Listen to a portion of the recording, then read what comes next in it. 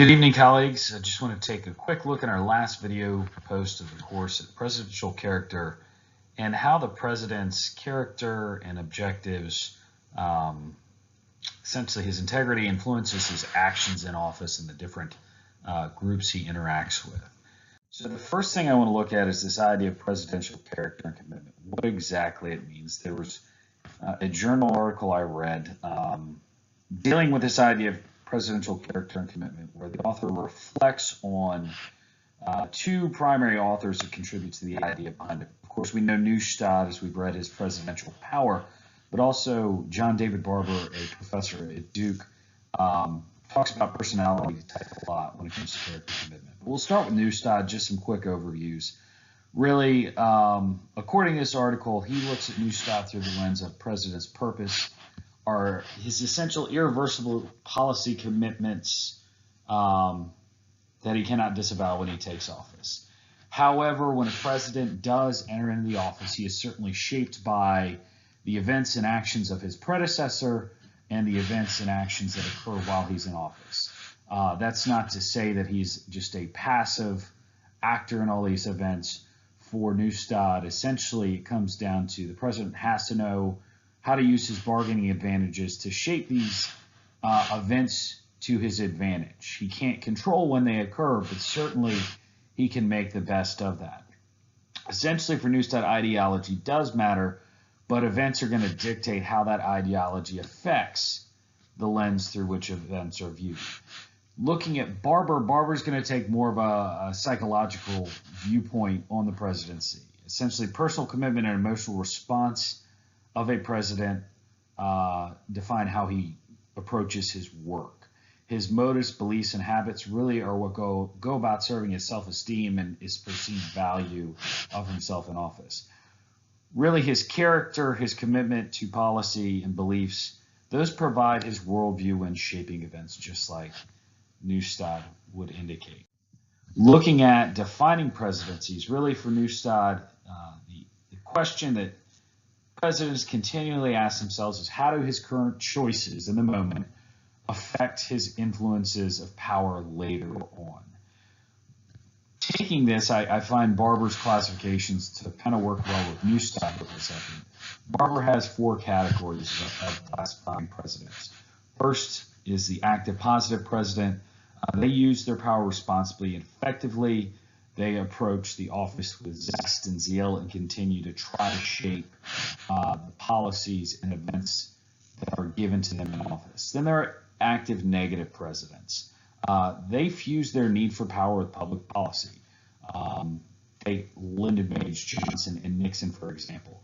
Nixon certainly employed presidential power on a greater level than most presidents, but a lot of it was done to his own self-aggrandizement. Then there are passive positive presidents. They seek acceptance and cooperation. They want to be liked. They want people to get along.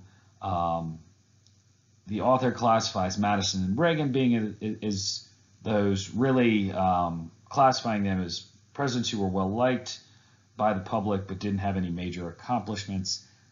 You could probably take the author to task on that exemplification, specifically with Reagan. And then finally, the passive negative president. That's a president who seeks to avoid conflict, really doesn't like being president, serves out of a sense of responsibility to the office.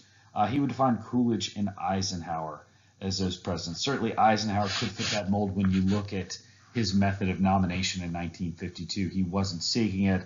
The Republicans didn't have a deep bench. So they approach Eisenhower, and he runs under the premise of doing it for the good of his country. To kind of summarize, really, a president's character type will inform his power and desire to persuade his different constituencies in acting in ways that help him shape events. The first example I'm going to look at is Kennedy and the Cuban Missile Crisis. Of course, our readings dovetail nicely with this, but classified really as a positive activist president. Looking at his actions in the Cuban Missile Crisis gives an idea of the idea of character and integrity and commitment of a president to a course of action. So, as we know from Allison and Zeliko's reading, his actions were shaped by his experience in the Bay of Pigs failure. Essentially, he was seen as a do-nothing president following the event and he had to do something. Really, when you look at his approach to foreign policy, though, he was rather moderate, and Gaddis would call him dovish. But despite this dovish stance, JFK believed clear action would be required to resolve the conflict. He knew if he didn't take action and decisive action in the event, essentially his presidency would have been cooked. It would have been ineffective going forward. He might have lost Congress in the November midterms, and certainly would have hampered his chances at re-election should he have lived through 1963 November of. When you look at his ideological background, though, it's kind of interesting to me. His background should have favored Bundy's no-action approach, but again, his experience in Bay of Pigs and his executive committee pull him towards this idea of a more confrontational response, eventually setting on the quarantine blockade and the ultimatum, and that goes well with that Model 3 analysis. Finally, looking at LBJ in the Vietnam War, he kind of represents your active negative president. He is certainly a president whose character and integrity and commitments to principles are a little bit skewed. His priorities heading into office were twofold.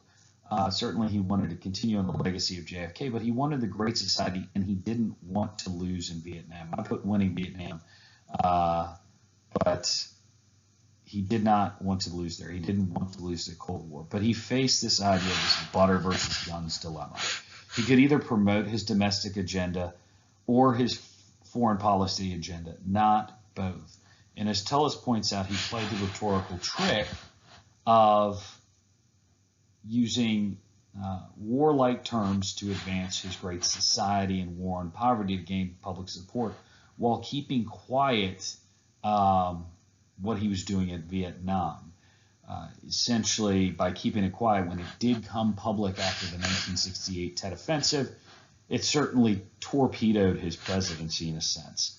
And really, when you look at his Great Society programs, his short-term success of using this rhetorical strategy to get it passed ultimately failed him in the long run, as the program experienced great failures in trials and implementation, and then eventually just the running of the program. And by the 1980s, Reagan shows up and it's kind of being dismantled, basically because he's sacrificed his short-term success for the long-term success of the program.